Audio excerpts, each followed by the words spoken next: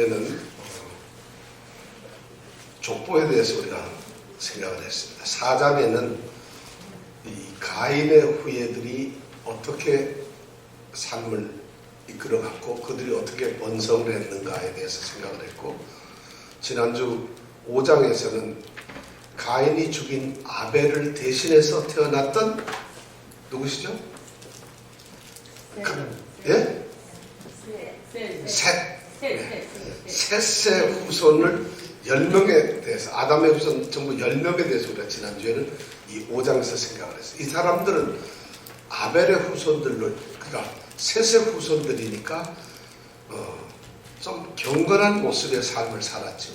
그래서 가인의 후손들은 세속적인 욕망과 이 땅의 인간을 위한 어떤 세속화된 사람 중심의 삶을 살았고, 셋을 비롯한 그 후손들은 하나님 중심의 삶을 사는 경건한 사람들이었죠. 그 족보가 4장하고 5장에 나왔었습니다. 우리가 그걸 지난주에 생각했는데, 그러다가 보니까 벌써 이 가인의 후예는 7대까지, 그리고 셋의 후예는 10대까지, 노아까지 나오는 이런 이야기를 통해서 굉장히 많은 사람들이 이 땅에 이제 생겨나고 번성을 했다는 것을 우리가 알게 됐죠.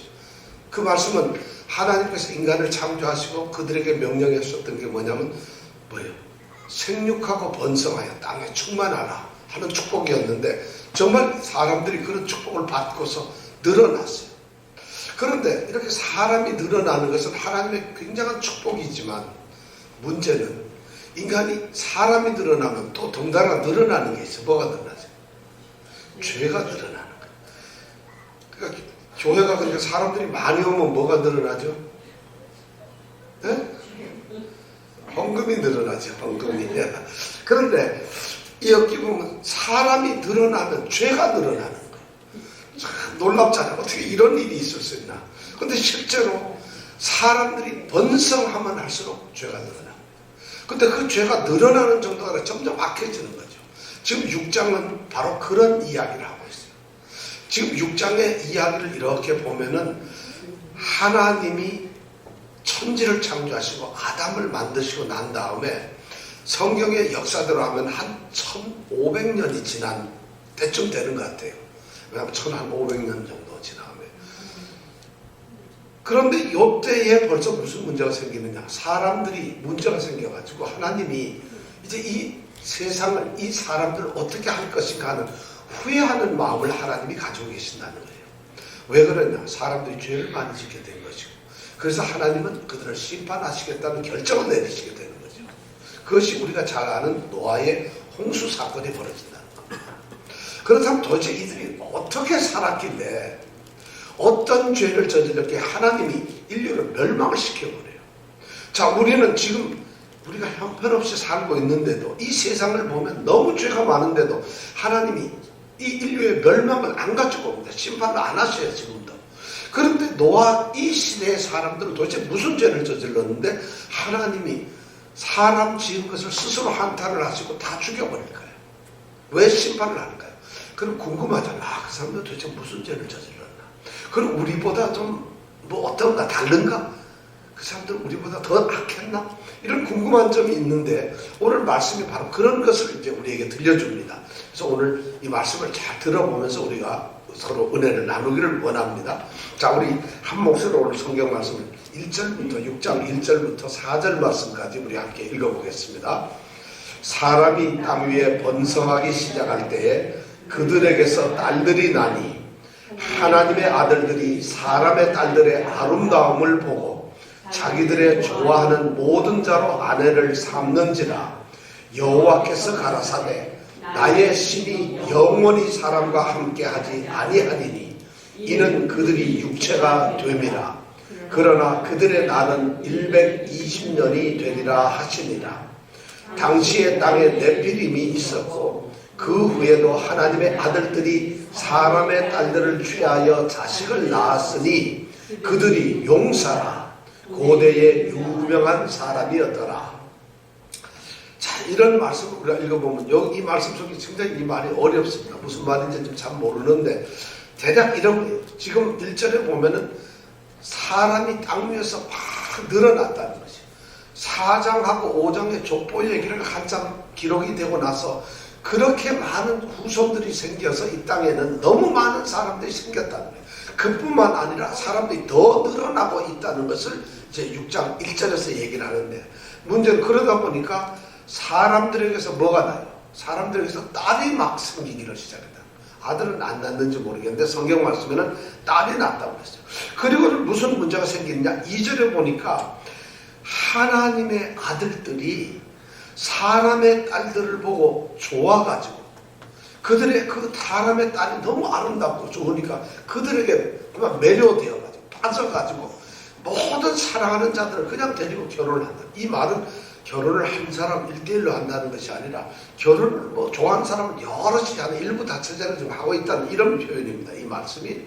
그러니까 하나님의 아들들이 그런 문제가 생기고 있어요. 그러니까 하나님이 만드신 결혼 제도가 파괴되면서 인간들의 모습이 달라지고 있다는 것이죠. 자, 이렇게 인간적인 모습을 사는데 우리가 여기서 궁금하게 생각하는 것은 뭐냐면, 하나님의 아들들이 사람의 딸들을 사랑한다는 것이에요. 그럼 궁금하죠. 하나님의 아들들은 누구고 사람의 딸들은 누굴까? 이것이 굉장히 궁금하죠. 근데 성경에서 굉장히 생각하기 어려운 지금 부분이 뭐냐면 바로 이 2절에 나오는 말씀. 이 6장 1절부터 4절 말씀까지에는 해석하기가 너무 쉽지 않은 어떤 성경의 말씀을 우리가 판단하기 힘든 그런 말씀들이 이 안에 가득 차 있어요. 첫 번째가 사람의 아들, 딸과 하나님의 아들들이 나오는데, 도대체 하나님의 아들도 누굴 보고 하는 걸까? 우리가 성경에서 보면은 하나님께서는 아들이 몇 명 있어요? 3명? 하나님 아들이 몇 명 있죠? 지금 하나님? 우리가 본 사람이 한 명이지 본분이 한 명인지 더 있을지도 모르는데, 근데 우리가 성경에 보면 예수님 한 분밖에 없어요. 분명 우리는 독생자라고 그러고 외아들이라고 얘기를 하는데, 여기 보면 사람의 이 딸을 사랑하는 하나님의 아들들이 있다는 거예요. 하나의 하나님 아들이라면 딱 한 번 결혼하면 끝날 텐데 아들들 하는 걸로 봐서 굉장히 많다는 거예요. 그러면 이 아들들이 누굴까? 여러분 생각이 누굴 같아요? 도대체 하나님의 아들이 누구겠어요? 잘 생각이 안 나요. 그러면 좀 문제를 내겠습니다. 사지선다형 1번. 이거는 다 성경학자들이 연구를 한 건데, 이 하나님의 아들이 누구냐, 아들들이. 어떤 학자들은 이렇게 생각을 했어요.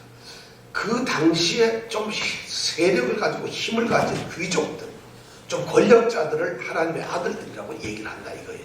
왜냐하면은 우리가 문학적으로나 또는 어떤 표현을 할 때, 왕을 표현할 때 보통 태양의 아들 또는 하나님의 신들의 아들이라고 표현을 하거든요. 그래서 그 당시 이 어떤 족장의 역할을 할 수 있는 사람이 많은데도 이름이 10명밖에 안 나오잖아요. 7명밖에 안 나오니까 이런 사람들을 하나님의 아들이라는 표현을 써가지고 좀 귀족들 또는 왕족들, 힘 있는 권세자들의 그런 사람들을 뭐라고 한다? 하나님의 아들들이라 그러고. 그럼 그 사람들이 누구와 결혼하냐? 사람의 딸은 누구냐? 평민들. 그냥 평범한 보통 그냥 자기네들이 상대할 수 없는 세상의 그런 평민들의 딸을 사랑한다. 이렇게 해석을 하는 분들이 있어요. 그래가지고 왕들이나 귀족들이 그냥 평민의 딸을 보는 대로 이쁘기만 하면 그냥 막 데리고 사니까 여럿이 살고, 그다음에 너무 많은 사람들이 늘어난다. 자, 1번 귀족과 같은 왕족을 말한다. 사람의 아들들. 2번 저 하늘 천상에 보면은 하나님뿐만 아니라 많은 신들이 있다는 거죠. 근데 신들 중에는 왕 중에 왕이신 하나님도 계시지만 좀 저급하고 좀 수준 낮은 그런 신이 있다는 거예요. 그 신들이 하늘에서는 별로 힘을 못 쓰다 보니까 이 땅에 와가지고 사람의 딸을 보는, 인간들의 딸을 보니까 이쁘더라는 것이죠. 그래서 그들과 결혼을 했다. 이거는 고대 히람이나 이런 역사에 보면 많이 나옵니다. 신들과 인간이 결혼해서. 그래서 낳게 되면 누굴 낳게 되겠어요? 반은 사람이고 반은 신인, 반신 반인의 사람을 낳는다. 그래서 보면 여기 4절에 보니까 당시의 땅에 네피림이 있었다. 네피림은 아주 건장한 대단히 큰 거인들을 말하는 거거든요. 그래서 네피림은 바로 이렇게 좀 신들과 사람들 사이에서 태어난 후손이다. 그래서 이건 하나님의 아들들이란 그렇게 어차피 하나님의 걔는 못 당하지만 좀 수준 떨어진 낮은 그런 신들을 말한다. 이게 2번입니다. 세 번째 그게 아니고 이 하나님의 아들들은 천사들이다. 천사들. 하나님의 천사를 하나님의 아들들이라고 얘기했다는 것이죠. 이거는 굉장히 성경적으로 우리 근거가 있어요. 욥기서를 읽어보면 욥기서 1장 6절 또는 2장 1절에 보면은 욥이 지금 세상에 살고 있는 그 당시 제일 부자인데 하나님이 욥을 보면서 천상에서 하늘에서 회의를 합니다. 하나님이 주제로 하는 회의가 있어요. 근데 거기에 마귀가 옵니다. 그 마귀가 와가지고 뭐 사탄이 와서 뭐라면 하나님 저 욥을 내가 가서 시험을 좀 해서 좀 고생을 하고 내가 해서 저 친구가 정말 하나님을 잘 믿는가 안 믿는가 하면 내가 시험을 하고 욕을 해보겠습니다 하는 그런 회의를 하는 거예요. 그 장면에 보면은 하나님 그 앞에서 모여있는 천사들이 있는데 그 천사들을 1장 6절하고 2장 1절에 보면 욥기서 보면 하나님의 아들들이라는 표현을 써요. 하나님의 아들들이 회의를 하러 왔다는 거예요. 그러니까 이건 천사다. 그리고 또 그뿐만 아니라 실제로 창세기 이후에 넘어가고 19장이나 뭐 이런 데 가보면 또 18장 이런 데 보면은 천사들이 사람의 모습으로 나타났어요. 아브라함에게도 나타났고 또 소돔 고모라 성에서 롯한테도 나타나가지고 롯에게 징계를 내리기 위해서 찾아가잖아요. 그래서 거기서 막 동성애 한다고 그래가지고 쫓겨나고 이러잖아요. 천사들이. 그러니까 천사들이 사람의 모습을 가지고 있었던 게 창세기에 또 나타나요. 그래서 이건 천사들이다. 하나님의 아들들은 성경적 근거로 봐서. 그래서 그들이 천사와 사람들이 결혼을 해서 애를 낳았는데 그게 바로 네피림 거인들이다. 그래서 그 사람들이 죄를 저질러서 하나님이 천사들 하나님의 아들들이 이렇게 죄를 저질렀기 때문에 분노하시고 심판하시는 거다. 세 번째 뭐예요? 천사들. 네 번째는 이 하나님의 아들들은 그거 다 아니고 이 성경 말씀의 문맥을 통해서 잘 생각해야 되는데 봤더니 하나님께서 족보를 썼는데 4장에 보면 가인과 같이 경건치 않은 사람을 썼고 5장에는 셋 후손들을 썼는데 이 셋 후손들은 삶이 보면 하나님 중심의 삶을 살았다. 그래서 하나님을 믿는 자들, 경건한 사람들을 성경에서는 뭐라 그러느냐? 하나님의 자녀들, 하나님의 아들들 이런 표현을 쓴다. 그래서 그거는 뭐냐? 이 셋 후손의 사람들, 남자, 아들들이 가인, 사람의 딸은 뭐냐? 가인족 속의 딸들. 그래서 그 딸들을 좋아하게 됐다. 그래서 셋 후손의 남자와 가인 후손의 딸들이 결혼하게 된다. 이건 뭐냐? 경건한 신앙인과 불신자들이 서로 결혼을 해서 이것이 타락의 길로 갔다. 그래서 그런 일을 지금 얘기를 하고 있어요. 그래서 이 하나님의 아들들은 바로 셋의 후손들이다. 자녀들, 아들들이다. 이렇게 해석을 합니다. 자, 이게 4번. 어느 거겠어요? 1번 귀족. 이 만신년에 있는 전능한 이 신들. 3. 천사들. 4. 셋의 후손들.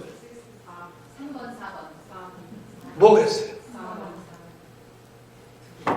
성경을 좀 읽어보고 제 얘기를 듣죠. 성경을 잘 읽어보면서 기도하는 마음으로 주시오. 성령님이 깨닫게 해주셔야 되잖아. 그죠? 말씀을 깨닫게 하는 성령님이니까. 뭐 같아요? 자, 1번 손들어 보세요. 귀족들. 왕 이런 사람들이 됐다. 없네. 귀족은 아니라고. 2번. 좀 신들 중에서 좀 수준 낮은 신들이 내려와서 사람을 닮아 결혼했다. 그것도 아니에요. 3번. 천사들이 내려와서 결혼했다. 4번. 셋의 후손들이 아들들이 결혼했다. 하나, 둘, 셋. 천사들이? 그럼 뭐 같아요? 근데 여러분 천사 아니면 지금 생각 같아서 셋의 후손인 것 같은데 천사들이 그랬다고 하는 것은 초기에 유대인들 중에서 랍비들 또는 유대 역사가들 우리 뭐 필로라든가 요세푸스라고 하는 유명한 그런 이 역사학자들이 천사로 인정을 했어요. 왜냐하면 성경적 근거로 봐서 이건 천사가 이거예요. 틀림없이. 그리고 그러면 셋의 후손이라고 이렇게 생각을 했던 사람들은 누구냐? 이거는 뭐 오거스틴, 루터, 칼빈 뭐 이런 종교개혁자들보다 이런 학자들이 전부 다 이건 세세 후손이다 이렇게 얘기를 했는데 양쪽 다 사람들이 믿는 사람이 빵빵해요. 그래서 누군지를 모르겠는데 우리가 이제 이렇게 비판을 해볼 수 있어요. 왕족이나 이런 귀족에 대해서는 이건 말이 안 되는 게 왕 한 사람이 뭐 신의 아들이라면 좋은데 사람의 하나님의 아들들 해가지고 귀족을 몰아서 넣고 얘기하는 경우는 문학에도 그런 말은 없습니다. 이건 말이 안 되는 것 같고 좀 열등한 신이 왔다 이런 걸 주장하는 분도 있는데 그건 너무 세속적이에요.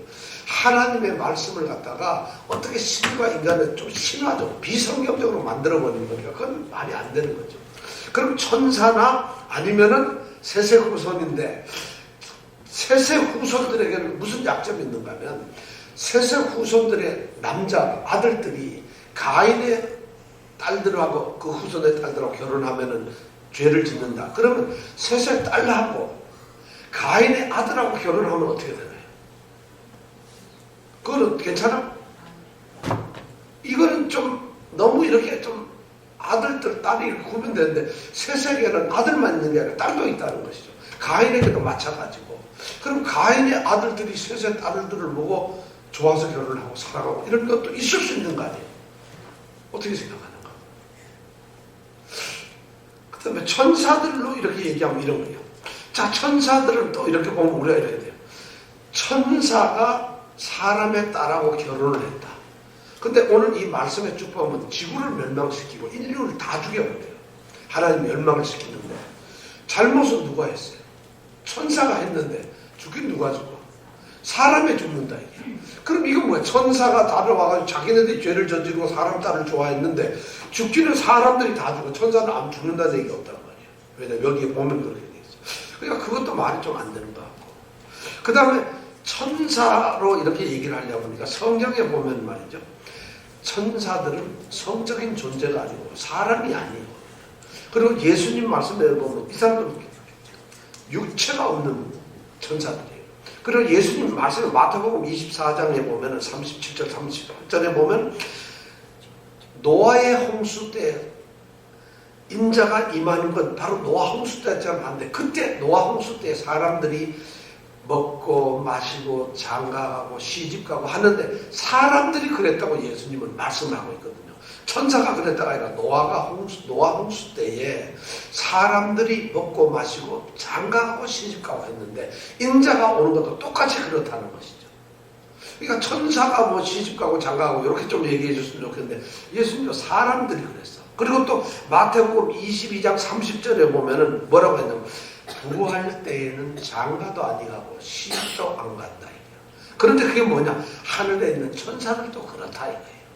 그럼 천사들은 장가를 안 가는 건 틀림없어. 자, 그러니까 천사는 좀 아닌 것 같기도 하고 긴 것 같기도 하고 또 세세 후손들도 긴 것 같기도 하고 아닌 것 같은데 지금 대체적으로 현재는 우리가 이 말씀을 이렇게 보면 말씀은 문장을 통해서 이렇게 이해를 해야 되잖아요. 그러면 후손들이 이렇게 나온 얘기로 봐서 이것은 경건하게 하나님 중심으로 살았던 하나님과 동행하던 후손들 예배를 처음 드렸던 후손들 그들이 아마 하나님의 아들들이 아니었겠느냐. 근데 그들이 경건한 하나님의 삶을 살아가면서 그렇게 하나님을 경배하는 삶을 살아야 되는데 어느 날 가인이 집안의 후손들의 여인들을 보고 너무 이쁘다 아름답고 하니까 그 아름다움에 취해가지고 소위 말해서 인간의 모습은 세상적인 욕정이나 그러한 정욕으로 사람들이 바꿔줬다. 그래야 타락이 될 거 아니겠어요. 그래서 그렇게 했다. 이렇게 지금 우리는 해석을 합니다. 제가 보기에는 세세 후손들이 걸로 나는 그렇게 생각을 하는데 그래도 꼭 정답은 없는데 말씀은 이제 저는 세세 후손으로 생각을 하고 이제 말씀을 제가 드리겠습니다. 자, 그렇게 하다 보니까 이들이 자기 사람들이 경건한 삶을 살던 세세 후손 이 아들들이 그런 사람의 삶을 살아가던 그런 사람들이 음악을 하고 화장을 하고 뭐 이렇게 하던 그런 여인들에 대해서 자꾸 빠지는 거예요. 그러니까 하나님을 찬양하는 삶보다 인간의 어떤 쾌락이나 즐거움 이런 걸 찾는 것으로 이 셋 가문의 사람들이 변질이 되기 시작하니까 이제는 죄가 그냥 막 흩어지는 거예요. 그리고는 결국엔 뭐냐? 그 사람들이 결국엔 그런 것만 탐닉을 하다 보니 자기가 마음에 든 아름다움에서 자기 마음에 좋아하는 사람들을 막 골라서 결혼을 막 하게 되는 일부 다처제도 막 좋고 막 결혼 생활이 물란해지는 거예요. 그것이 뭐냐? 바로 2절에 나와 있는 전체적인 말씀이라는 거예요. 그러니까 죄가 그렇게 돼버렸어요. 그런 상황이 지금 되었다는 거죠. 그러니까 하나님이 오늘 뭐 3절에 보니까 하나님이 이렇게 보니까 어떻게 되죠? 적어도 셋 후손의 사람들은 예배도 드렸고 그들은 경건한 사람들이잖아요. 그런데 그 사람들이 사람의 딸들, 소위 가인 족속들하고 이렇게 막 살더니만 가인의 사람들이 하는 풍습이나 그 사람들의 그 퇴폐한 그런 문화를 그대로 받아들이거든요. 그러니까 하나님 인간들이 전체 나가 그러면 어떻게 되냐? 아주 타락해버리고 말았다는 것이죠. 그래서 3절에 하나님이 이제 경고를 하십니다. 하나님이 경고하시는 게 뭐냐면 여기서 또 중요한 여호와께서 가라사대 뭐라고 그랬죠? 나의 신이 영원히 사람과 함께 하지 않습니다. 자, 하나님께서는 나의 신이 하나님의 신이 사람과는 이제 영원히 안 하겠다 이렇게 말씀을 해요. 자, 이게 무슨 말일까요? 사람들에게서 뭘 안 한다? 하나님의 신이 함께 안 한다. 여러분 이걸 어떻게 해석해요? 하나님이 신이 함께 안 한다는 거예요. 그러면 하나님의 신이 지금까지 함께 있었다는 얘기가죠. 그죠? 근데 하나님께서 그 신을 이제 거두어 드린다는 얘기인데 그럼 하나님의 신, 여호와의 신 이게 무슨 말이겠어요? 근데 이 하나님의 신이라고 하는 이 신이라는 말이 창세기 1장 2절에 보면 땅이 혼돈하고 공허하며 흑암이 깊음이 있고 하나님의 신은 수면에 운행하시니라 할 때 그 하나님의 신이라는 말하고 똑같은 단어예요. 자, 그렇다면은 이 하나님의 신이 뭔가가 좀 궁금해요. 자, 하나님의 신이라는 게 뭘까? 뭔데 하나님께서는 이제 함께 안 하는 걸로 할까? 사람들과. 하나님의 신이 뭐겠어요? 네? 하나님의 신, 성령. 자, 그러면 이것도 또 모르는 사지선다형으로 또 묻겠습니다. 하나님의 신이란 바로 성령을 말하는 거예요. 하나님께서 말하는 이 영적인 어떤 것들을 말하는 것이다. 그래서 하나님께서 영적인 그런 것들을 사람들에게서 다 빼버리신다. 이런 영이라는 개념이고 또 하나는 그 다음에 그게 아니고 영이라기보다는 쪽으로 인간들이 도덕적이고 윤리적인 삶을 살 수 있는 어떤 기준이 있는데 하나님께서 그런 품성을 주었는데 도덕적이고 윤리적인 그런 성품을 완전히 빼가신다. 그러니까 도덕적인 성품이다. 인간이 가질 수 있는. 또 다른 거는 뭐냐면 그게 아니고 인간들이 타락하는 것을 보고 하나님께서 가졌던 관심이 있는데 하나님께서 그 관심을 철회해 버리셨다. 인간들이 더 이상 관심을 안 갖는다. 개입하시지 않는다. 이거. 네 번째는 뭐냐면 하나님께서 창조시에게 사람들에게 주었던 그 생명, 원리, 생명 같은 거 그걸 철회해 버리셨다. 생명이라는 거. 다섯 번째는 그게 아니라 생명도 아니고 하나님께서 그들에게 베푸셨던 은혜, 은사를 거두어 가셨다. 자, 하나님의 신이 뭘까요? 1번 성령이라고 생각하시고 영이라고 생각하시고 한번 두 번 2번 윤리적인 어떤 도덕성 같은 거 3번 하나님의 어떤 관심 4번 하나님이 창조시에 주셨던 생명 5번 하나님의 은혜, 은사. 이건 대답이 좀 잘 안 나오네. 그죠?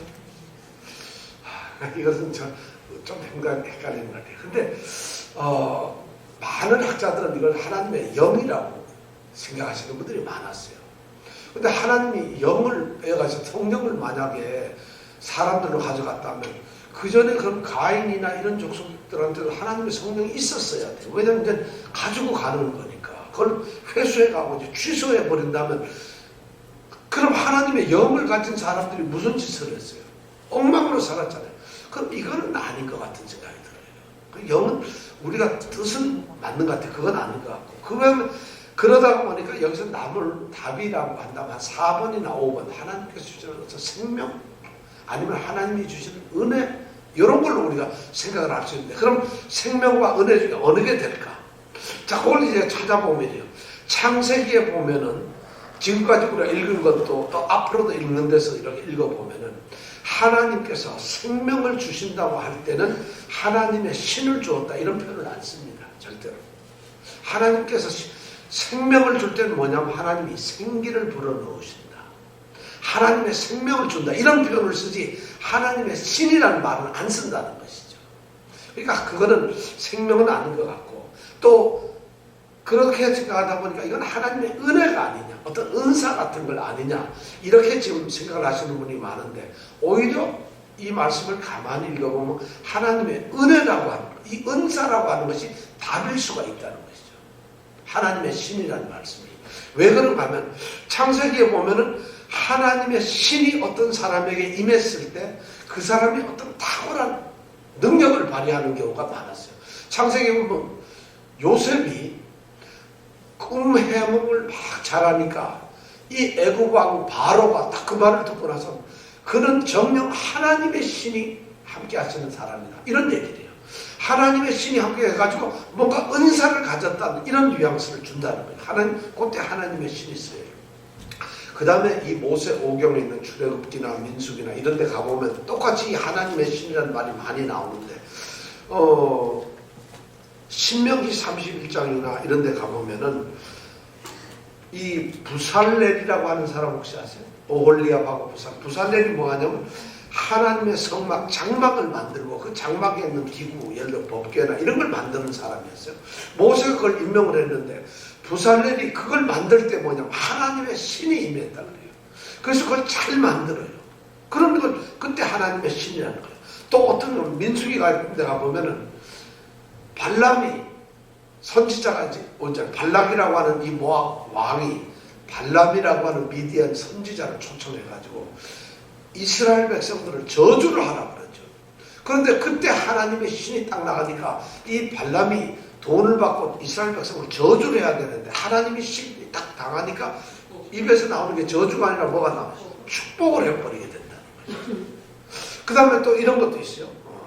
여호수아가, 이거는 이제 또 민수기인데, 민수기 27장에 여호수아가 모세가 죽게 되고 모세가 죽을 때 되니까 여호수아에게 안수하고 이제 권세를 주지. 그때 무슨 말이 나오면 하나님이 신이 여호수아에게 임하니까 그때 여호수아가 담대해지고 강해지고 강한 리더십을 갖게 된다, 이런 표현을 써요. 그렇다면 하나님의 신이라는 표현이 성경에 나와 있는 걸로 전체적으로 보면 하나님의 은혜나 은사라는 말로 가깝다는 것이에요. 그래서 그렇게 말을 이제 해석을 할 수가 있겠는데, 그렇게 생각을 하면 이제 이렇게 됩니다. 이 3절에 보면 여호와께서 가라사대 나의 신이 영원히 사람과 함께 하다. 함께 한다는 이 말은 뭐냐면 여기도 뜻이 두 가지가 있어요. 우리 성경에는 함께 하지 아니하면 이렇게 해석을 했는데, NIV나 이런 데 보면은 함께 하다는 게 아니라 전혀 다르면 심판하다, 다투다, 이런 뜻으로 쓰고 있어요. 성경에 보면은. 그러니까 이 함께 하다는 말이 심판을 한다는 말도 있고 정말 함께 한다는 말, 두 가지 뜻으로 해석이 된다는 것이죠.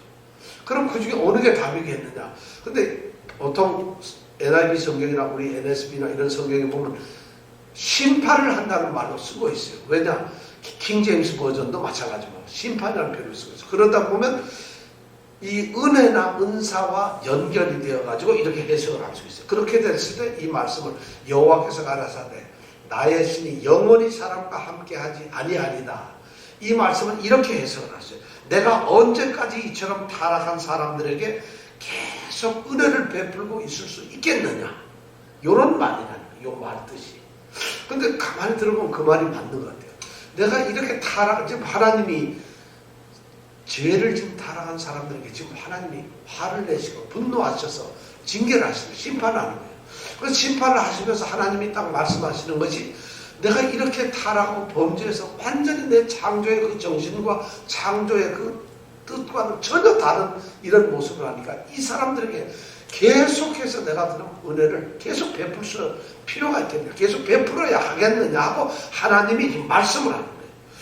그러면서 그 다음에 보면 이것이 하나님이 이제 생각하는 이제 인간을 향한 생각인데, 두 번째 그 다음에 보면 그 다음에 뭐라고 되어 있냐면, 이는 왜 그런가 하면 그들이 육체가 됨이라. 그러나 그들의 날은 120년이 되리라 하니라. 이런 말이 나온다는 거예요. 자, 그럼 이는 왜 그러냐? 이들이 육체가 됨이라는 거예요. 육체가 된다는 뭐냐면, 육체라는 말은 사람이라는 말이에요. 타락해서 육신의 일을 쫓는 그런 타락하고 부패한 인간을 나타낼 때 보통 육체라는 표현을 쓰거든요. 성경에서는. 그러니까 이는 육체가 됨이라 하는 얘기는 왜 하나님이 은혜를 계속 쏟아야 되냐. 이들이 벌써 뭐냐. 부패하고 타락한 사람들이 아니냐. 근데 할 필요가 있냐. 그런 뜻으로 이는 육체가 됨이라 하는 것이고. 근데 거기까지는 이해가 되는데 그 다음이 문제. 그러나 그들의 날은 120년이 되리라. 이게 무슨 말일까요? 자, 이제 그러면 그런데도 하나님이 이제 그렇게 해가지고 내가 더 이상 은혜 베풀 필요 있어? 이 타락한 인간들한테 이렇게 말씀을 많이 하셨다는 요 뜻은 뭐예요? 그들의 날이 120년이다. 이거 뭐예요? 무슨 뜻이겠어요? 네? 120년이 무슨 뜻일까요? 내가 이제는 900년씩 1000년씩 살게 했는데 그게 아니라 인간의 수명을 앞으로 120년을 줄여버리겠다. 이제는 더 못 살게 하겠다. 이런 의미가 될 수 있겠나요? 네? 수명을 좀 단축해서 한 120년으로 이제 줄이겠다. 전에는 많은 학자들이 그렇게 생각을 했어요. 왜냐하면 실제로 수명이 막 줄잖아요. 노아 홍수 이후로는. 그런데 노아 홍수 이후에도 뭐 우리는 막 주는 줄로 알았는데 가만 보면 120년 넘게 다들 살았어요. 아브라함도 이삭도 야곱도. 요셉만 110세에 그냥 110살까지밖에 못 살았지 나머지는 다 120이고 다 넘게 살았어요. 그러면 그거 하나님이 120이라고 해놓고 나서 어떤 사람은 더 살게 한다는 이건 좀 공평치가 않잖아요. 그러니까 이건 좀 안 맞는 것 같아요. 그래서 지금은 어떻게 해석을 하냐면 그들의 날이 120이라는 것은 하나님께서 이제는 하나님께 은혜를 안 베푸시려고 했어요. 그들이 타락을 했으니까. 그러면 타락하고 이제 이들을 징계를 해야 되는데 심판을 해서 멸망을 시켜야 되는데 그럼 어떻게 하냐. 멸망을 시킬 날이 이제 너희들이 회개하고 기다리고 멸망을 해야 될 날이 얼마 남았다? 120년 기회를 주겠다. 이런 표현입니다. 너희들에게 120년 동안 앞으로 기회를 준다. 시간을 줄 테니까 그들의 날이라는 것이 이제 너희들은 120년 동안에 이제 살게 될 것이 그때 내가 이 세상을 멸망시키겠다. 이런 뜻으로 해석을 하는 거예요. 그러니까 회개하고 앞으로 사람들이 남아있는 시간이 120년이라는 거예요. 실제로 그렇게 우리가 생각을 해보면 그 말이 맞아요. 노아가 홍수를 맞아서 이제 방주에 들어가서 홍수에 들어갈 때 그때 나이가 몇 살인 줄 아세요? 600살이에요. 600살이에요. 그러면 120년 전에 앞으로 너희들이 120년밖에 못 산다. 너희들이 회개한다면 120년 동안 기회를 주겠다. 노아가 방주를 만드는 것도 120년 동안 만들어야 되는 거예요. 그러니까 그죠? 그러면 노아는 몇 살 때 이 하나님의 말씀을 들었을까? 480세에 들었겠지, 그죠? 그리고 500세에 세 아들을 낳았고. 그러니까 노아가 방주를 만드는 게 몇 년 걸려? 120년이 걸렸다는 거예요. 120년이. 그래서 120년 동안에는 그들에게 회개할 기회를 주었다는 거예요. 그런데 노아는 절대로 자기는 죄를 안 짓고 계속 했다는 것이죠. 자, 그래가지고 하나님께서 은혜를 이렇게 이제 줄여버리신 거죠. 그렇게 해가지고 이제 인간들에게는 최후의 통첩으로 그들을 심판하는 것이 이제 120년 남았다는 이런 말씀을 했어요. 근데 보면, 자, 그렇게 해가지고 하나님이 심판했는데 4절에 보면 또 놀라운 얘기가 나왔어요. 당시에 땅에 네피림이 있었고 그 후에도 하나님의 아들들이 사람의 딸들을 취하여 자식을 낳았으니 그들이 뭐라고요? 용사, 유명한 사람들이 되었다는 것이죠. 자, 네피림이라고 하는 것은 말 뜻으로 이 신체적 조건은 거인이라는 얘기예요. 아주 키가 큰 장대한. 모세가 여호수아와 갈렙을 비롯한 그 12지파를 보냈을 때 족장들이 갔을 때 정탐을 하고 와서 뭐라 그래요? 그 땅에 갔더니 거인들이 아낙 자손들이 너무 많더라. 바로 그 사람은 뭐냐면 네피림이라는 거예요. 이 네피림이라는 말의 뜻은 떨어졌다. 떨어진 자들이에요. 어디서 떨어졌는지 모르지만 떨어진 자들이라는 그런 의미인데 실제로 이 네피림이라는 말은 하여튼 거인을 나타내는 단순한 말인데 신체적으로는 그렇지만 도덕적으로 그들의 윤리적이거나 그들의 어떤 인성적으로 보면 그들이 타락한 무법자들이에요. 힘이 세고 이러니까 이 네피림이라는 자들은 선한 무슨 뭐 등치만큼 이상한 거인들이 아니라 자기의 신체를 가지고서 불법을 저지르고 포악하게 하는 이런, 그러니까 그 당시에 말하면 폭군이죠. 폭군.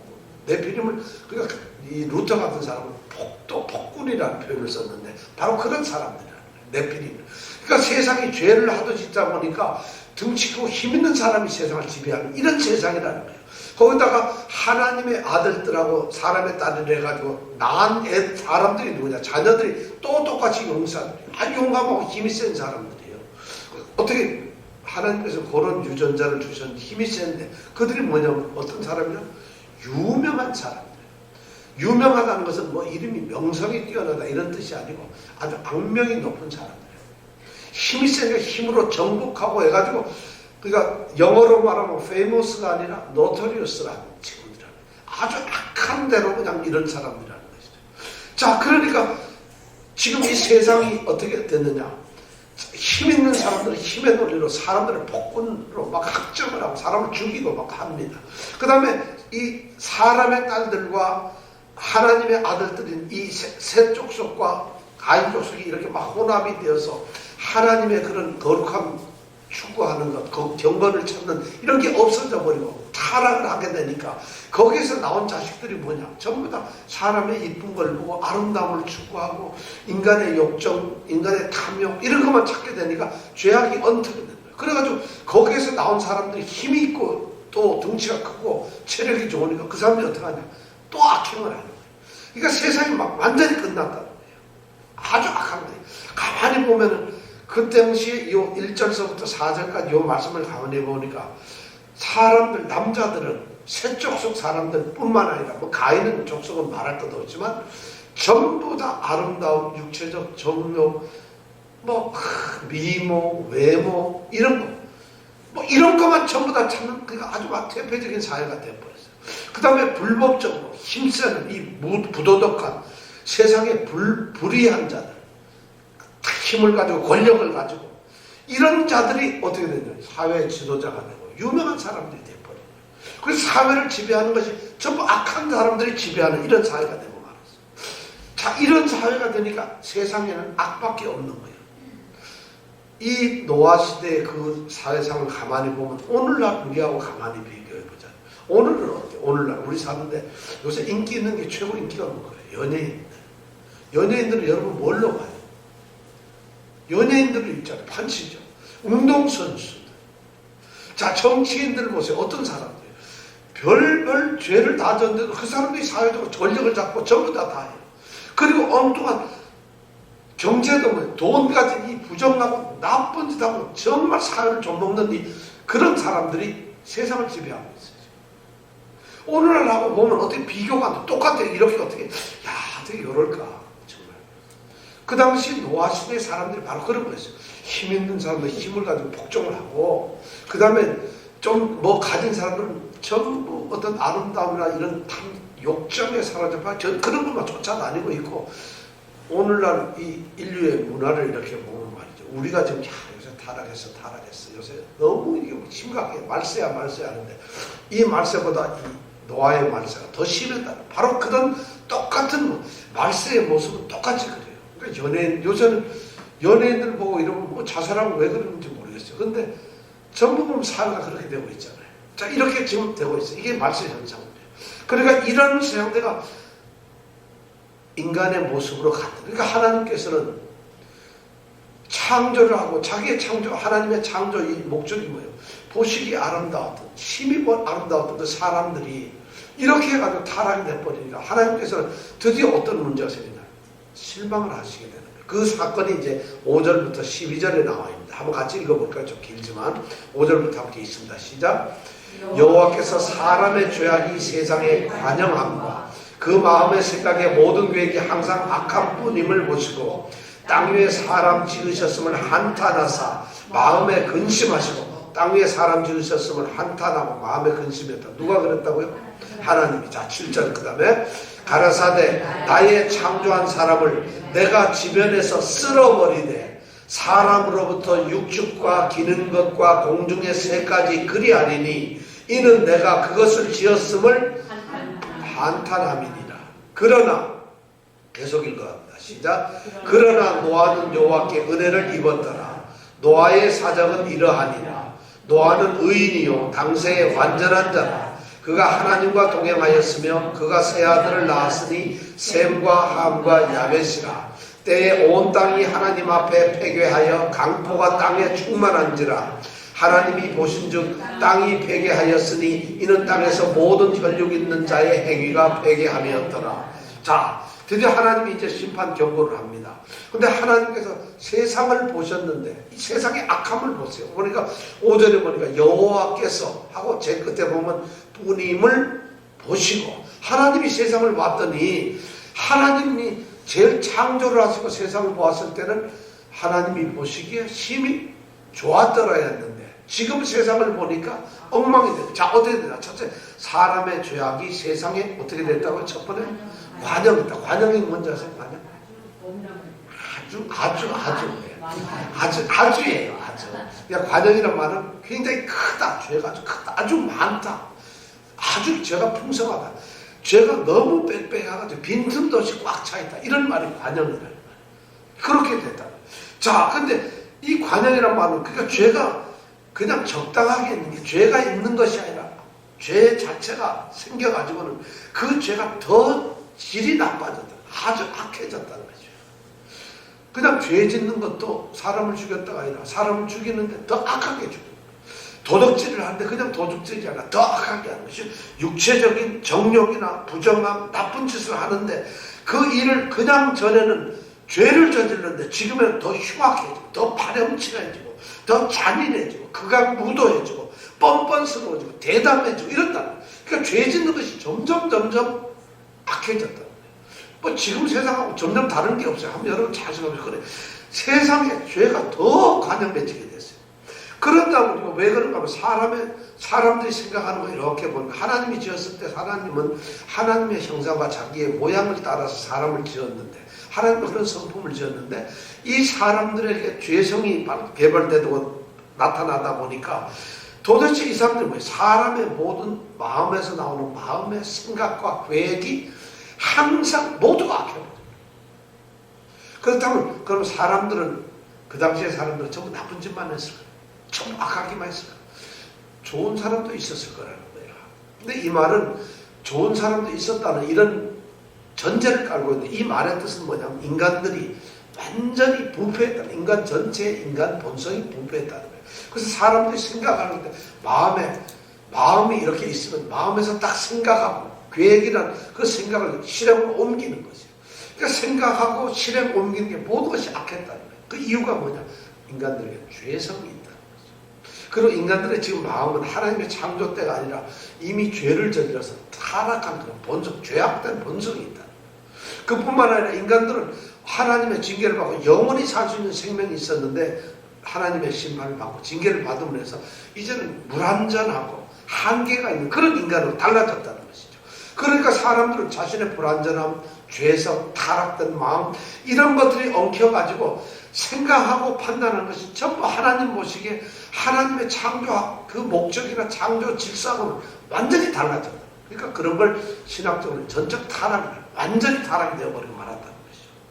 그러니까 타락되니까 사람들이 생각하는 게 생각하고 행동하는 게 어떻게 되냐면 전부 자기중심적인 이기주의, 교만, 탐욕, 정죄, 판단, 불신, 의심, 미워함, 시기, 악독, 파괴적인 것.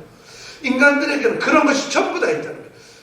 제가 이걸 딱 한참 생각하다 보니까 야, 우리가 하나하나 꼽으면은 굉장히 난 좀 친절하고 좀 다정하고 좀 괜찮은 사람 같은데도 가만히 보면 이런 마음들이 다 있어요. 우리에게.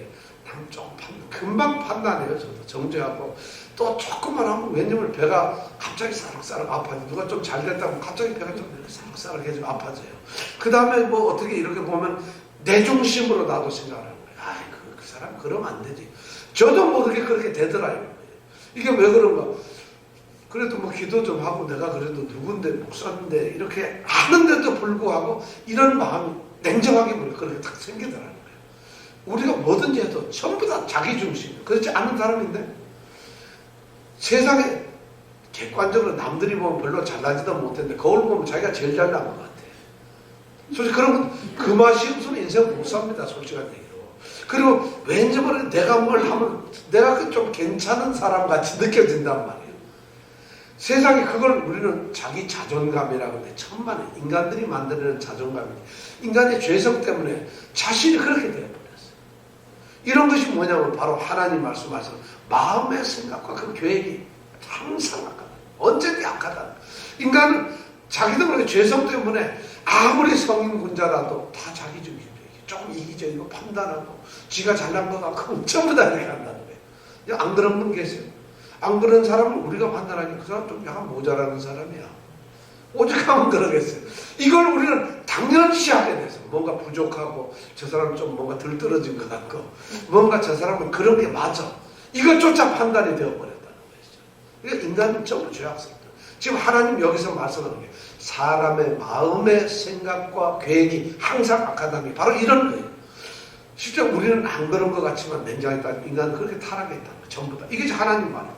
그 다음에 이 11절, 12절에 보면은, 11절에 보면 놀라운 말이 있어요. 때에 온 땅이 하나님 앞에 폐괴라는 건, 하나님 앞에라는 건 하나님 보시기에입니다. 하나님이 보시기에 폐괴라는 것은, 폐괴가 뭔지 아세요? 부패, 완전 썩어가지고, 괴는 뭉그러졌다는 거예요. 왜? 문둥이들이 막 손이 뭉그러져요. 썩어가지고 막 그냥 문드러져가지고 형체도 없이 되어버렸다. 그것을 폐괴라. 인간들의 모습이 그렇게 돼 있다는 거예요. 그러니까 보시기 아름다웠던 그 모습이 그래요. 그 다음에 뭐예요? 강포라는 거예요. 아주 악독하고 포악한 거예요. 잔인하고 인간다운 그러니까 짐승처럼 되는 거죠. 도덕적으로 완전 썩어 빠졌고 하는 짓 보면 짐승과 똑같아. 이런 인간이 된다. 근데 그게 어떻다고요? 땅에 야 여러분 충만하세요. 제가 충만 좋아하면 안 돼. 충만하더라 이게 그게. 썩어 빠지게 충만하고 이 성경도 좀 이럴 때는 그게 너무 심하다 이렇게 얘기를 해요. 충만이라고 해놓으니까 말이죠. 난 제일 깜짝 놀랐어. 무슨 복 받는 게 충만한 거야. 그게 안 돼. 폐괴와 강포가 충만해지는 이런 사회가 되고 말이야. 그러니까 하나님 보시기에는 이제 이거 도대체 놔둬서는 안 되는 거예요. 그러니까 징계할 수밖에 없어요. 그럼 이 세상은 결국 뭐냐? 그냥 심판할 수밖에 없어요. 그래서 하나님께서는 심판을 하기 위해서 6절이나 7절에서 보니까 드디어 하나님 말씀. 내가 사람을 지었어. 이거 하나님이 하신 말이에요. 6절에 보면 사람 지으셨으면 한탄하시. 이거 한탄이나 후회예요. 하나님이 자신이 하나님이 창조를 하셨는데 사람들과 교제하고 사귀고 사람들과 기쁘게 나누는 이런 에덴 동산도 만들고 그들을 보면서 찬양도 받고 그들을 돕고 하는 것 보면서 하나님과 기쁨을 누리고 싶었는데 만들어 놓고 나니까 이것들이 기쁨은 그냥 엉망이 되고 그러니까 하나님은 어떻게 후회를 하죠. 하나님이 진짜 후회하셨을까요?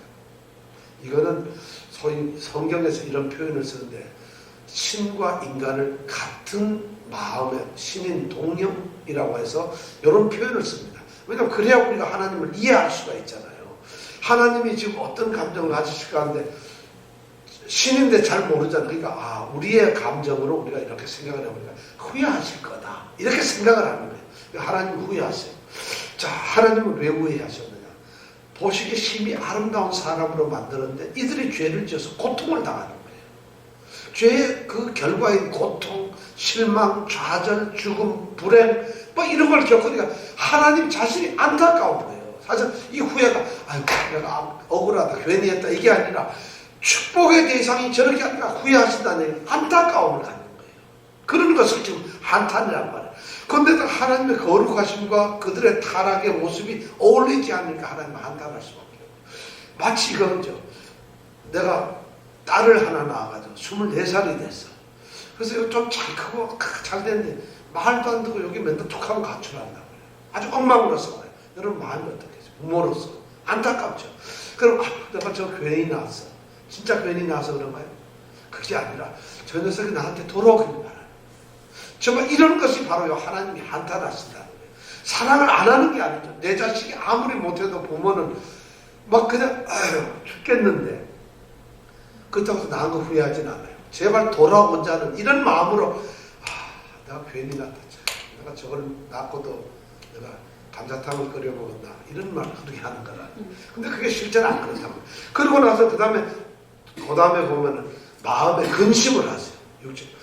땅 위에 사람 지으셨으면 한탄하사 마음에 근심이라는 건 괴로워하죠. 슬퍼하신다는 하나님 그걸 못 견디시는 거예요. 괴로우신 거예요. 하나님. 여러분 참 이런 표현이에요. 이거는 하나님이 지금 좀 억울하신 게 아니라 사랑하는 그들이 하나님의 뜻대로 하지 않으니까 하나님 너무 안타까운 거예요. 그거 하나님의 사랑을 지금 표현하고 있는 거예요. 그러니까 하나님이 그렇게 되는데 문제는 사랑은 하나님이 쏟으시지만 하나님이 하실 수 있는 것은 공의로우시니까 그걸 죄진 걸 갖다가 사람으로 감쌀 수는 없는 거예요. 그래서 하나님은 뭐냐? 심판과 정죄하고 멸망을 하시는 그 7절에 보니까 어떻게 그들을 어떻게 해버리겠다? 쓸어버리겠다. 땅에서 완전히 쓸어버린다. 쓸어버린다는 게 뭔 말이에요? 쓸어버린다는 어떤 거예요?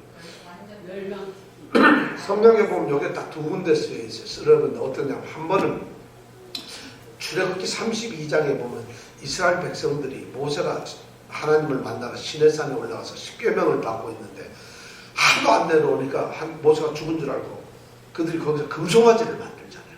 그리고 막 뛰어놓은데 모세가 내려오다 보니까 이게 난리 났거든. 소리가 들려서 풍악기 울리고 가서 봤더니 금송아지 만들고 지금 난리가 나거든.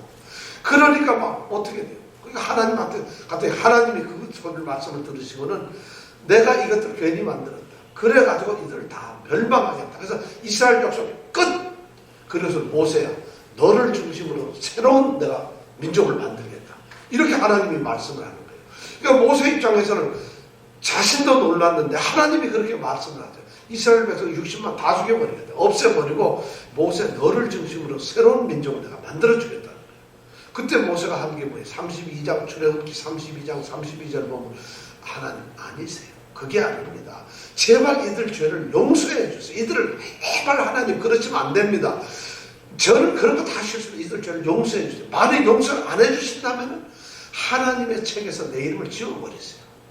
차라리 나를 지워버려. 나는 이 사람들 그렇게 하나님 벌을 내려서는 안 됩니다. 이들을 용서해 주세요. 내 백성이고 난 싫습니다. 차라리 하나님 나를 없애버려 이들을 살려달라.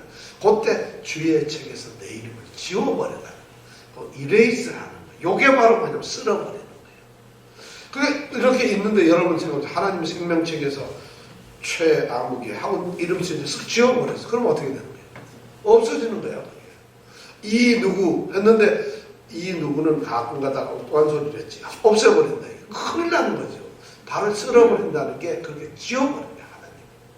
그런 뜻이 있고 또 하나는 뭐냐면 또 하나 어떤 때 사용되는 열왕기 하 21장에 보면 또 사용되는 거예요. 이때 뭐냐면 그릇을 닦듯이 깨끗하게 씻는 거예요.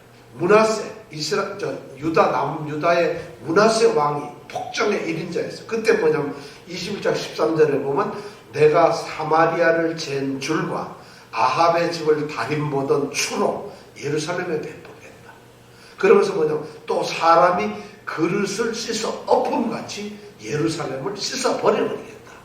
요게 바로 뭐냐면 쓸어버리겠다. 아주 흔적도 없이 깨끗하게 없어요. 그러니까 하나님은 이 백성들을 멸절하시겠다는 그런 걸 가지고 있어요. 그런데 사람으로부터 어떻게 되어 있죠? 거기 보면 7절에 보면 사람으로부터 육축, 짐승이죠. 기는 것, 기어다니는 것. 그 다음에 공중의 새까지 그렇게 해버려요. 짐승들이 뭐 다 없애버리겠다는 얘기예요. 근데 이거 가만히 보니 뭐 하나 빠졌어요. 물에 사는 새는, 고기들은 없앤다는 말이 없어요. 그러니까 홍수를 내니까 고기는 안 죽는다는 거겠죠. 그죠? 야, 이 성경도 그러니까 하나님이 대충 쓰는 게 아니야. 불에 태웠다면 고기도 죽을 텐데, 홍수가 나도 물고기들은 안 죽는 거예요. 그러니까 물고기는 뺐어요. 여기 보니까. 그래서 제가 궁금해가지고 이러보니까 꼭 어떻게 그렇게 돼 있더라고요.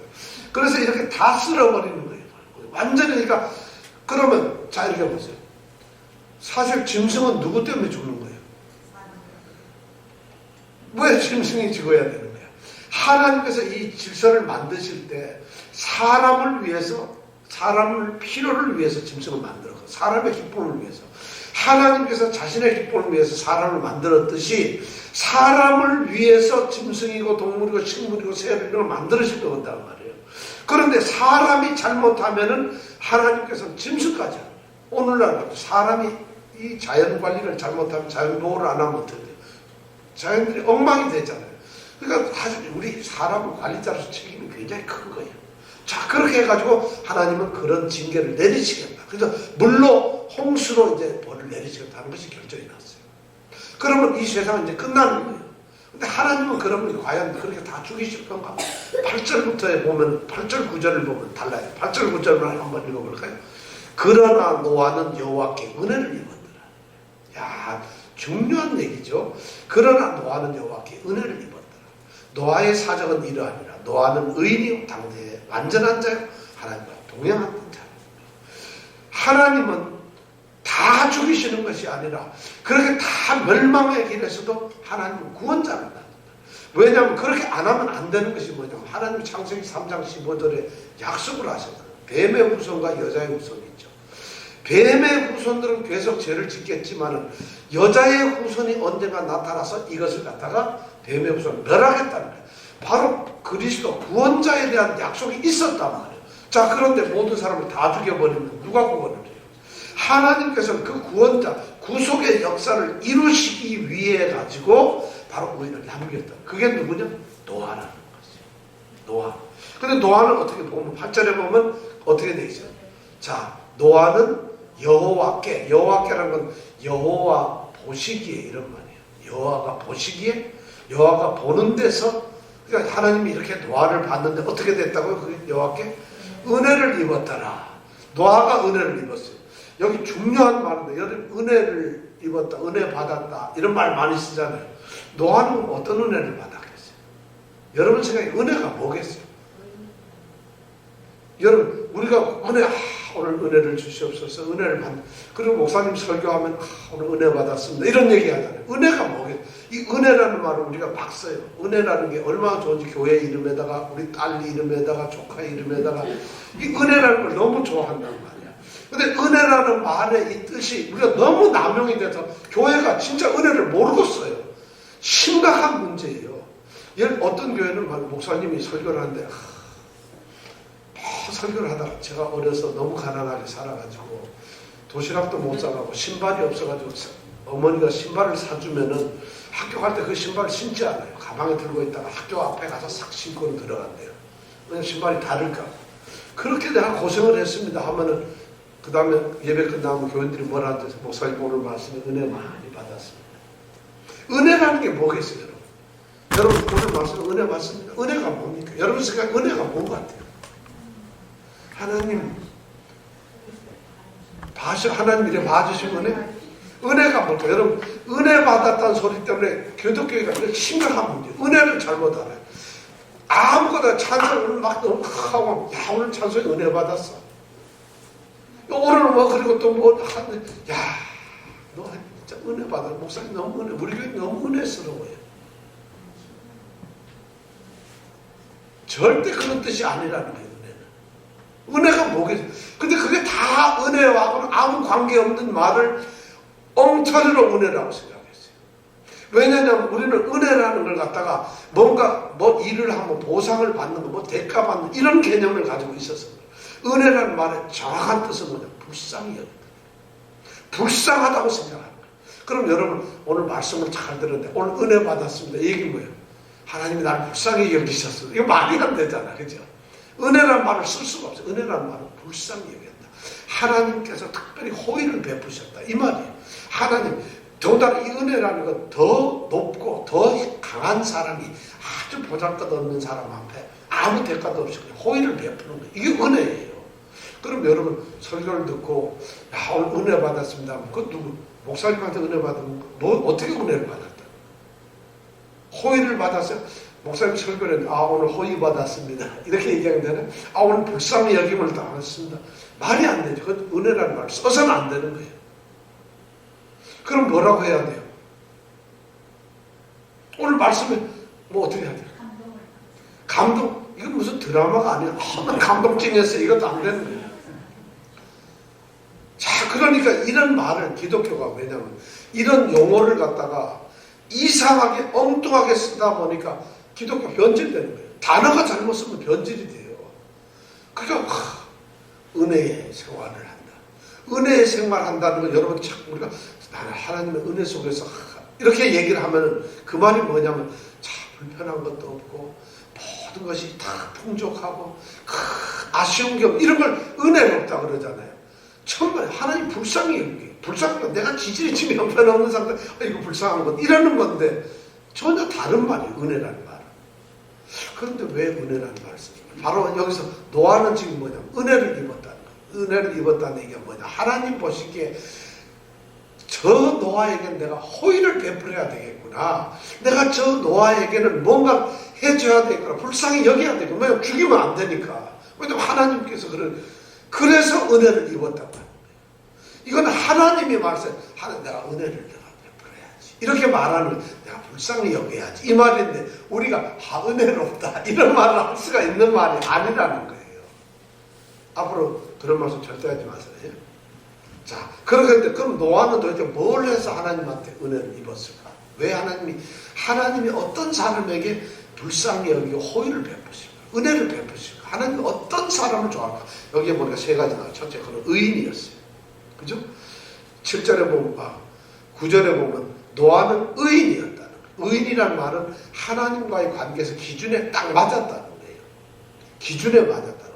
하나님 어떤 사람의 기준을 정했는데 그 기준에 맞았을 때 의인이라는 거예요. 그 다음에 여기 보면 당세 완전하다. 완전하다는 건 흠이 없다는 거예요. 소위 결격 사유가 없다. 도덕적인 행실에 있어서 생각에 있어서 이 사람이 부족하지 않다는 거예요. 그러니까 의인이라는 말은 법적인 용어예요. 어떤 기준을 정해놓고 그 기준에 패스하느냐 안 하느냐 그걸 얘기하는 거예요. 그러면 의인이다 아니다. 의인이 아니면 뭐예요? 악인이죠. 죄인이죠. 근데 완전하다는 것은 의인으로서 의인답게 살아가는 행실, 삶이 있을 때 그 사람은 완전하다는 거예요. 어떤 사람은 의인도 안 되지만 완전하게 살려고 애를 쓰는 사람이죠. 의인이 아니면 완전하게 살 수가 없고 완전한 사람은 의인일 수밖에 없다는 것이에요. 그러니까 의인과 완전함은 같이 가는 건데 우리는 성경은 많이 아는데 삶은 달라요. 저는 뭐 열심히 하는 것 같아요. 예수는 안 믿어요. 의인과 이 흠 없다는 거, 이 완전함은 같이 가야 돼요. 그러니까 노아라는 사람은 어떠냐? 하나님의 그 기준, 언약 관계에서, 하나님의 말씀인 언약 관계에서 아주 기준에 합당했던 사람이고, 그리고 그 말씀대로 그렇게 삶을 살아가서 흠도 없고, 약점도 없고, 도덕적으로 옳고, 온전하고, 그 다음에 순결하고, 정직하고, 지조 있게 끝까지 같은 생각을 가지고서 그 말씀대로 그냥 살아갔다는, 이걸 흠이 없다는 거예요. 근데 그 언제 그랬냐? 당시에는 뭐, 그 당시에 그랬다는 거예요.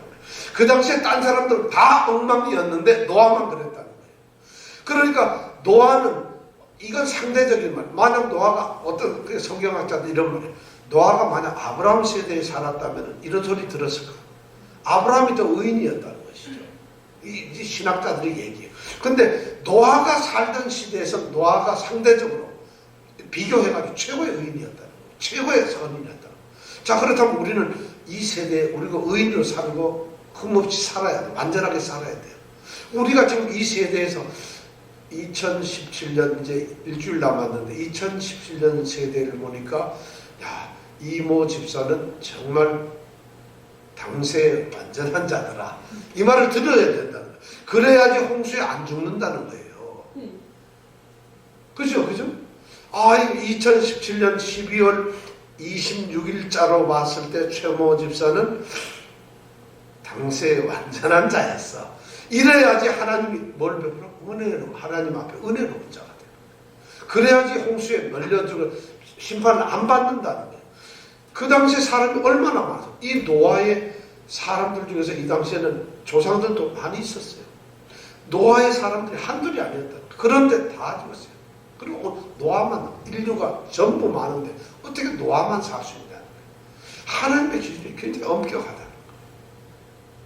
그럼 우리는 그 다음에 세 번째가 뭐냐? 하나님과 동행을 하는 거예요. 하나님과 같이 살. 제가 동행에 대해서 지난번 설명을 드렸죠. 5장 지난번 에녹에 대해서 설명할 때 들었는데 그렇게 살아야 된다는 거예요. 이게 하나님이 성경 말씀에서 우리에게 요구하시는 거예요. 노아 같은 사람이 바로 의인이고 하나님 기준에 딱 맞아. 그 다음에 그 세대 그 당시에 그 사람은 완전한 자였어. 그리고 하나님이 같이 살았다. 함께 동행을 했다. 그러니까 하나님은 노아를 어떻게 해요? 구속사를 위해서 그 노아의 후손으로 해가지고 예수가 태어나더라고. 구속사를 이루어가는 거예요. 하나님은. 그렇다면 우리도 마찬가지예요. 우리는 여러분 어떠세요? 노아 홍수 오늘 한다면은 하나님이 창세기가 아니고 뭐 예를 들어서 21세기를 쓴다고 하셨을 때 예수생명교회의 이 암흑에는 의인이요 당세에 완전한 자라서 하나님과 동행을 했다. 그래서 너는 방주를 지어라. 그러겠어요 여러분? 방주 지을 자신 있으세요, 여러분? 아니, 방주도 못 지으면서 예수는 왜 믿어요? 그렇죠. 여러분, 방주 구경하려고 예수 믿나요? 아니면 방주 누가 타는가 그걸 알아보려고 예수 믿습니까? 우리는 구원의 방주라고 하던 얘기들은 어디서 잘 지어내요? 구원의 방주를 우리는 타야 됩니다. 여러분, 구원의 방주를 타려면 누가 탈 수 있겠어요? 노아만 타요, 노아만. 노아밖에 아무도 못 탔어요. 인류가 몽땅 멸망하는데 의인은 한 사람밖에 없었다. 얼마나 안타까운지 몰라요, 이게. 이게 하나님의 기준이라는 거예요. 어떻게 2명도 없고 3명도 없어요. 자식들하고 해서 8명밖에 없다는 거예요. 왜 옆집 아저씨는 안 되고 누구는 안 됐어요? 그 당시 정말 하나님을 믿는 셋 후손의 족보에 나와 있는 셋 후손의 사람들 중에서 전부 다 그렇게 엉망이었나요? 전부 다가. 그런데 하나님은 성경에 이렇게 기록을 하고, 그럼 하나님이 의인인데도 미처 못 알아봐서 죽였을까요? 멸망을 시켰나요? 미처 호구조사를 했더니 파악이 안 돼요. 명단도 없고 실종이 되니까 그냥 홍수에 멸했나요? 아니거든요, 하나님은. 하나님의 판단에서 의인과 완전한 자, 동행했던 자는 하나님이 너무 잘 아시는 거예요. 저는 여러분들이 방주를 지키를 원합니다. 방주 구경하지 마세요. 방주 재료만 갖다 두지들 마세요. 방주 누가 타는가 구경하시지만 방주가 어떻게 생겼는가를 보는 게 아니라 우리는 방주를 타야 될 사람들이에요. 그러려면 노아처럼 당대 의인이 되어야 된다는 거죠. 이 말씀 들으면 두려워요. 과연 방주를 탈 수 있을 것인가 우리가. 자, 그런데 노아에게는 드디어 이렇게 해서 하나님이 약속을 주십니다. 자, 이제 그러고 나서 다음 주부터 우리가 드디어 새해에 들어가서는 방주를 짓잖아요. 드디어 우리가 방주를 짓고 하나님의 이 심판을 우리가 살아남자는 거죠. 2018년에 살아남자. 노아처럼.